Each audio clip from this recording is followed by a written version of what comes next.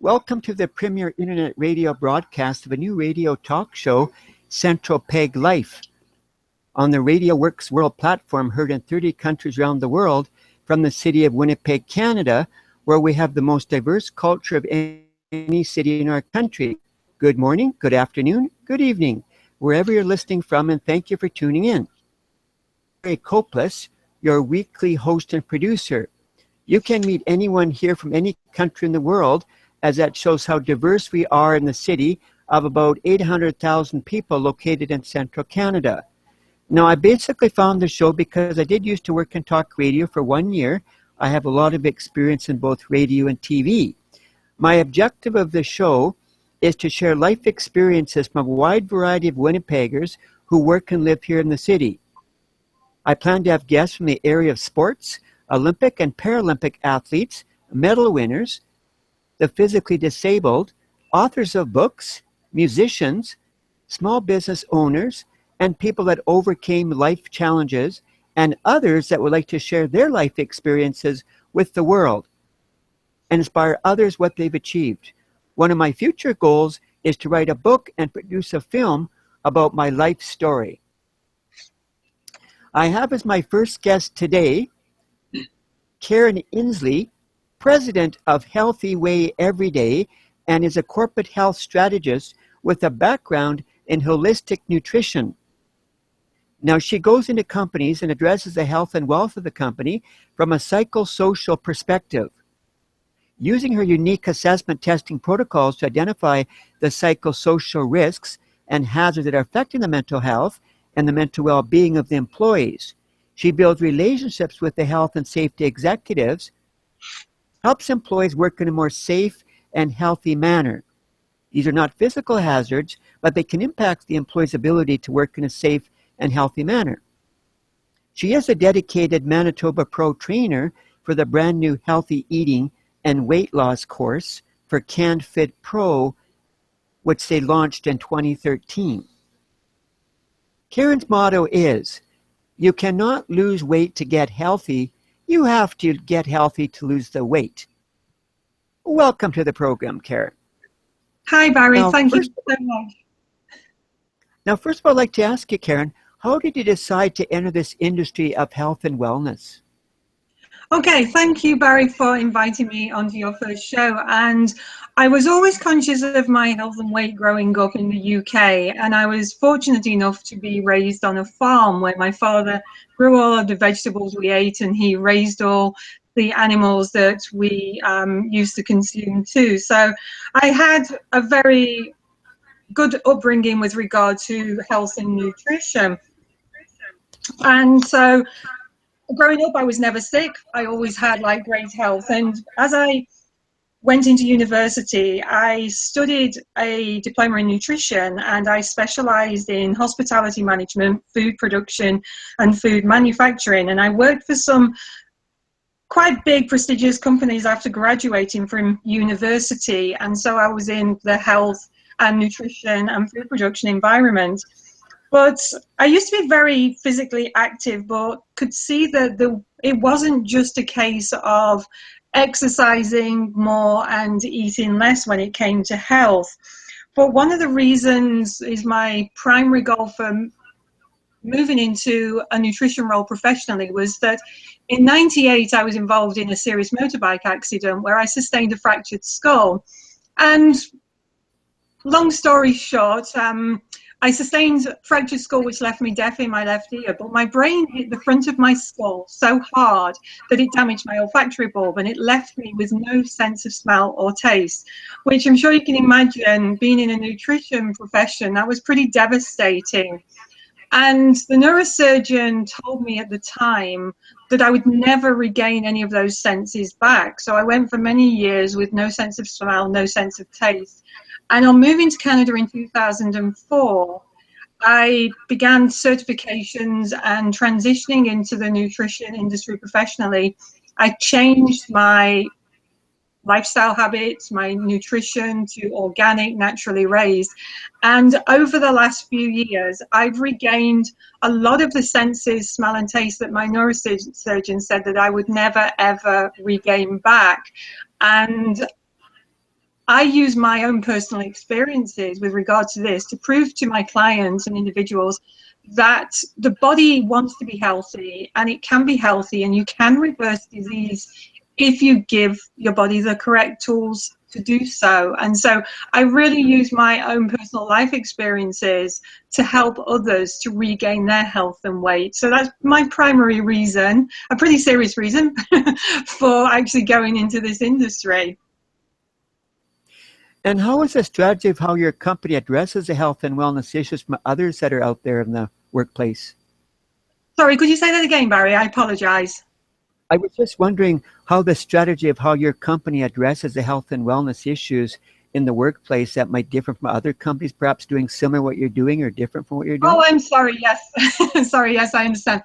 Well, I'm a holistic nutritionist, and I'm certified to work with clients who have eating disorders and body image issues. And so I not only help out individuals to transform their bodies, but I help them to transform their relationship with food as well. And being certified as a cancer coach, my expertise is in psychosocial health.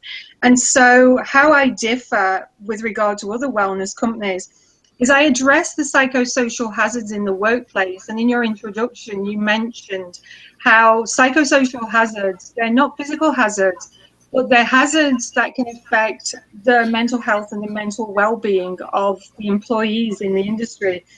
And the one primary psychosocial hazard that causes industries and employers to lose over $330 million annually in lost productivity is fatigue. And so my specialty is helping clients and companies to address fatigue and sleep issues, because sleep can be detrimental to productivity and performance, and fatigue actually is one of the #1 causes that can lead to depression in individuals as well.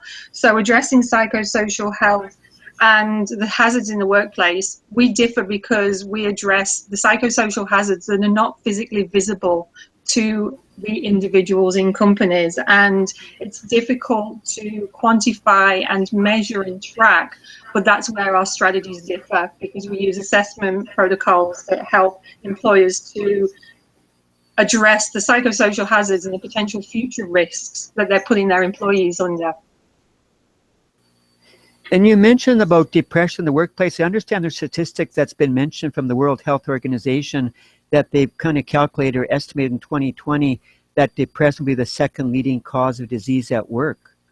Yeah, the World Health Organization have predicted, you're correct, that by 2020, the second leading cause of disease globally will be depression. And that is pretty scary, because that's like just over 3 years away, that depression is going to be seen as the second leading cause of disease globally. And that's pretty scary.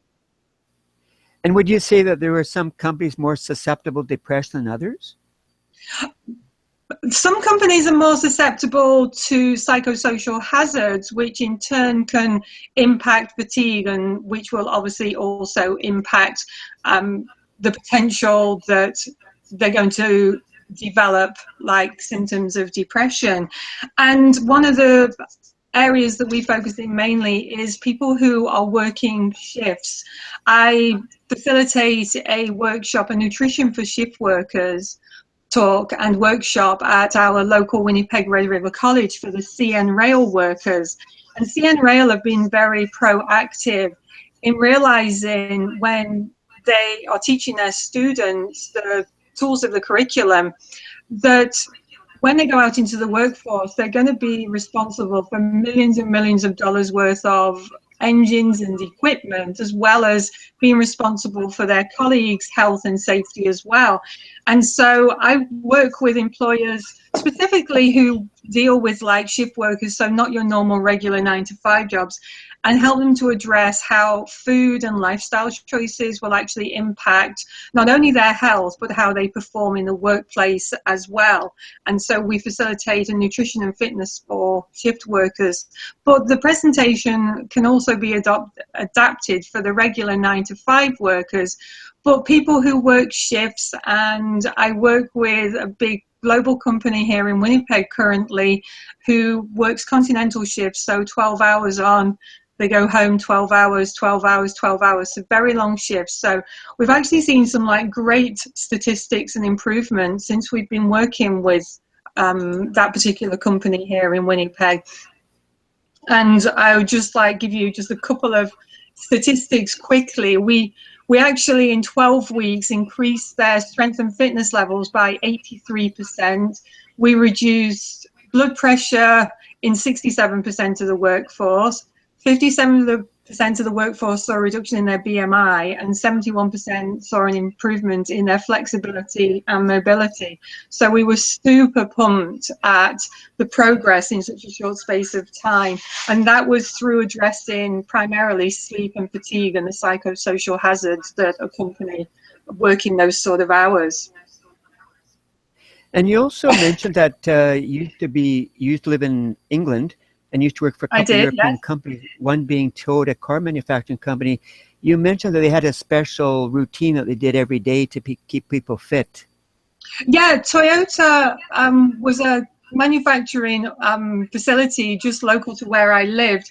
I worked there as their purchasing and accounts manager and worked alongside the general manager in the catering division. So we're responsible for like 5,000 employees, and every single morning, all 5,000 of those employees were put through a 15-minute fitness protocol. So every morning they did stretches, they did exercise movements, and every employee was contracted to actually join in. You get the occasional guy that would be standing at the back not really participating, but basically their protocol was the Japanese culture is to incorporate flexibility, mobility, and fitness into the workplace before the shift, because fitness and activity, stretching helps with your performance, but even a small amount of activity prior to your shift helps to boost endorphin levels, helps to boost your cognitive like abilities and attention. And the production lines at Toyota, at the factory that I worked at, everything was JIT, so just in time, and the production lines could not afford to stop. So everybody had to be on their A game, and it was an impressive environment to work in. And I used to travel to one of their other satellite units once a month to help them as well. So that was just phenomenal to see how proactive they were in investing in their employees' health and fitness levels. So how would you say that Canada stacks up against other countries, in particular Europe, and the way they address mental health and wellness issues as opposed to other countries in the world, like say for Europe, for example? Okay, I actually did a little bit of homework and asking my nieces and nephews and cousins. I have a niece in the UK, because obviously I've not been living in England for over 12 and a half, nearly 13 years now. And it was really interesting to see what statistics and information they came back with. My niece was saying that she works in healthcare, and they're very proactive about investing in their staff. So when you work in the healthcare industry, they obviously are encouraging their employees to be really, really healthy. She says that at her particular organization, they get free gym membership, they get regular health MOTs, so annual fitness assessment and physical medical assessments. They get private medical insurance. They partner with other companies. And she said that their like tagline is "for the love of life," and that they are very, very keen to ensure that the staff are kept healthy. But my niece's boyfriend works in the industry, and the construction industry, like over here, you have to be strong and health and fit to be able to perform your job. And she says that his organization actually have zero with when it comes to investing in wellness in their company. But it seems that in Europe, the smaller companies tend to not really focus that much. Maybe it's like they don't have the budget to actually implement a wellness program. And that's one of the things that I help companies here to address and understand, is that you don't really need to have a big budget.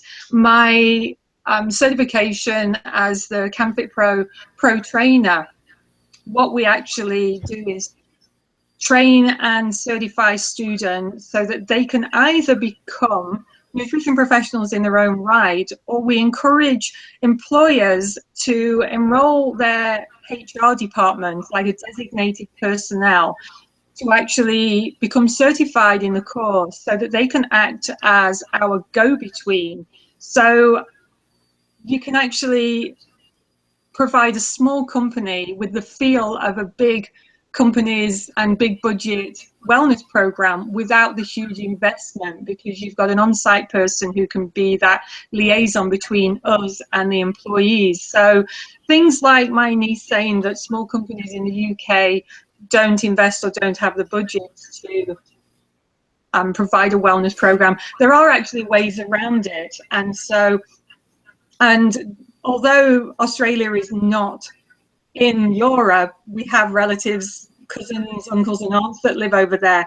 And my cousin works again in the health department. And one of the things that they had, which was really unique, which doesn't really work here in Winnipeg in our winters, but they actually had a challenge that was encouraging people to get to work without using their car. And there was a cash prize at the end of it. And I thought, what a unique concept to have a challenge that wasn't just, oh, lose weight, lose inches. It was like, we want to encourage people to get to work without using their vehicle. It gets people active, they get more steps in during the day.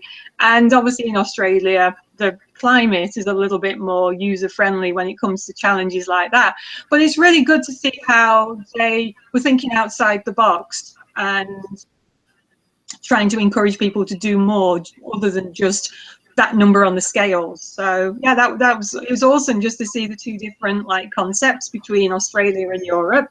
So it's because I haven't lived there for so long, I thought, well, I better pull in a few like favors and ask some information. And I thought it was like really interesting what they actually came back with.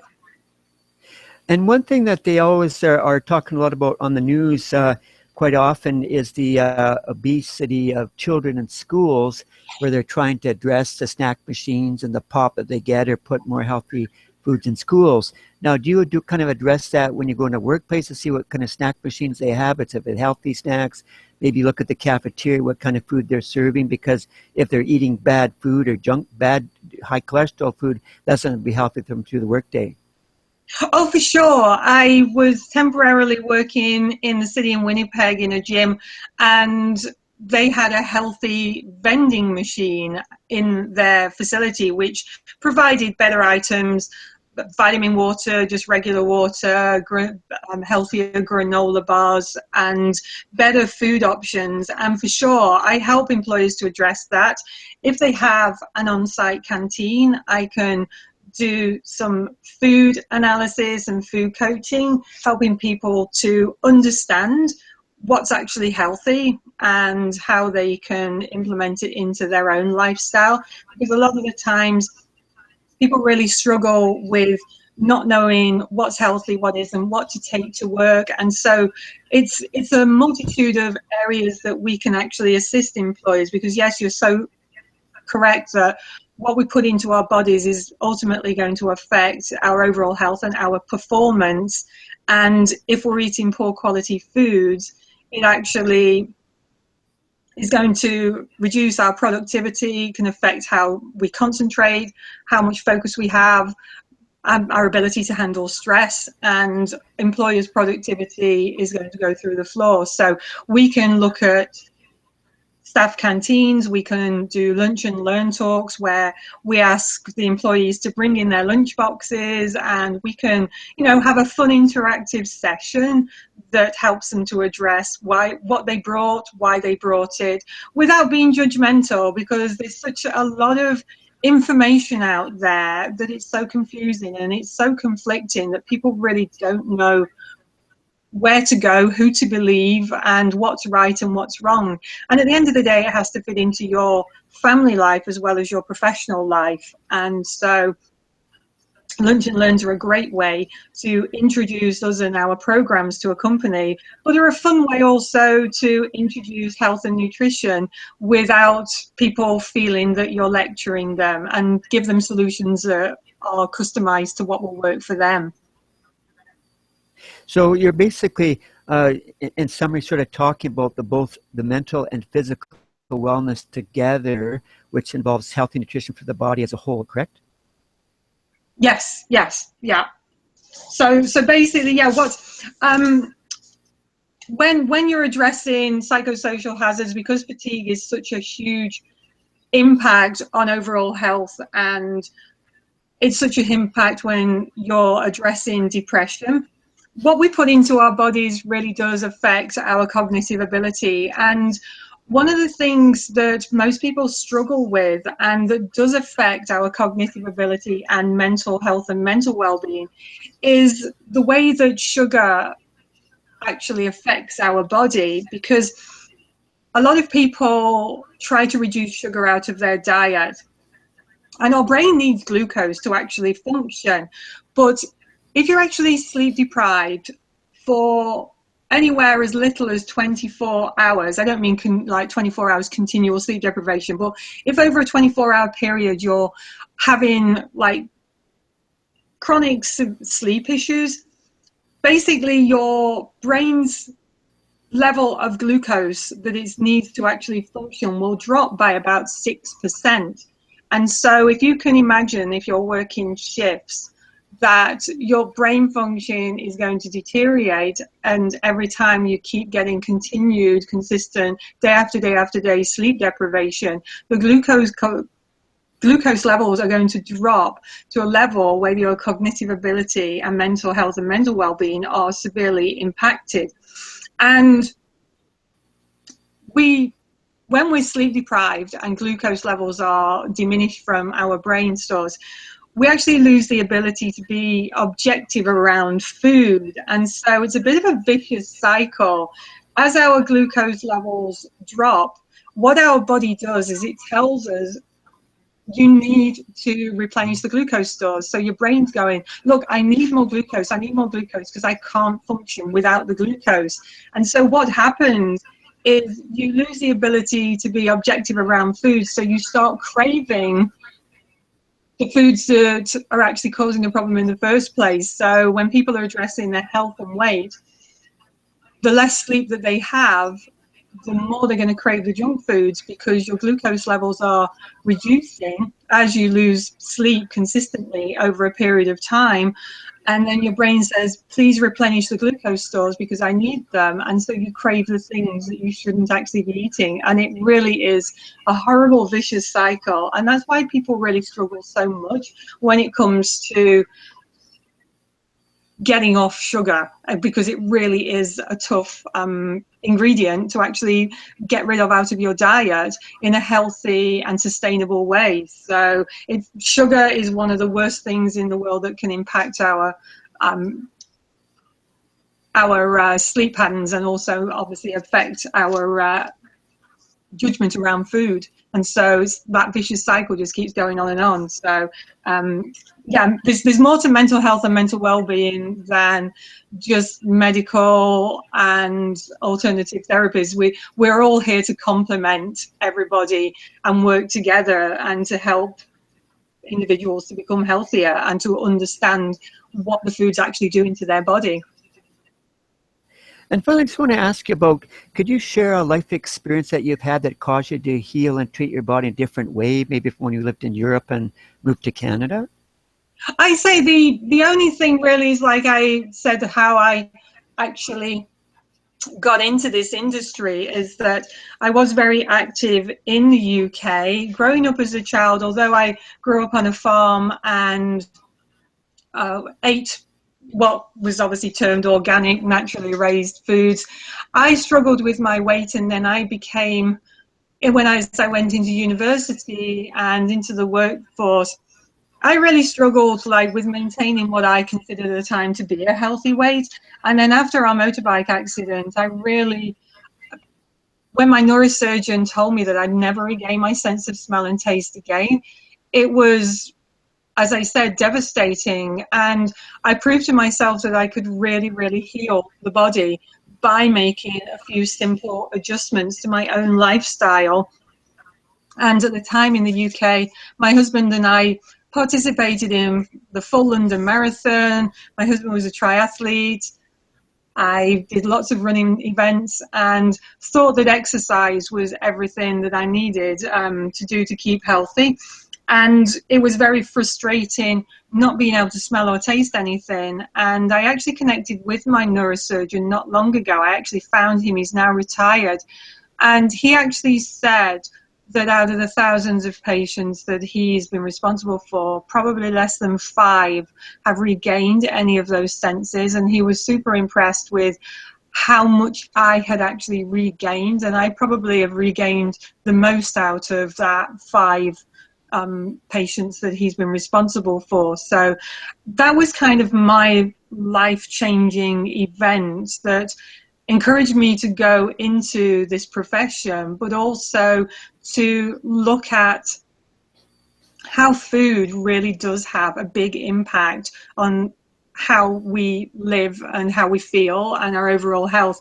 And I believe my neurosurgeon at the time that he said, yeah, I mean, he was, at the time, there was 2 neurosurgeons that were classed as the elite in the UK, and he was one of them. And I wouldn't obviously question him. He was actually quite impressed that I managed to reverse a lot of my conditions through nutrition and lifestyle choices. So that's kind of my life-changing scenario. Well, thanks very much for discussing about the wellness in the workplace. Is there a resource website that you could mention to our audience in case they might want to follow up? Yeah, I'd be happy to help anybody that has any questions, whether it's globally or locally. My website is www.healthywayeveryday.biz. So B-I-Z at the end of it. So healthywayeveryday.biz is where you can connect with me and have a look at some of the programs that we provide.